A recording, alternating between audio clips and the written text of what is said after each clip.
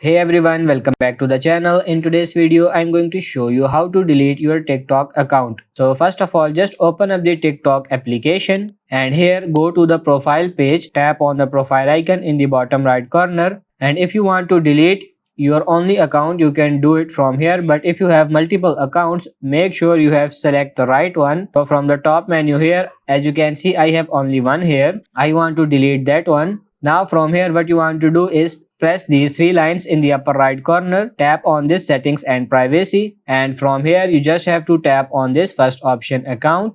And on this page what you can do is tap on this deactivate or delete account. So as you can see, deactivate account or delete account permanently. Just tap on this delete account permanently, and now you have to give a reason why are you leaving the TikTok. Now you can select anyone. Let's say I'm leaving temporarily. Click on continue, and now as you can see, it's going to ask you to download your TikTok data. So if you delete your account, you still do have a backup. So before I press continue, I'm going to go ahead and download the data.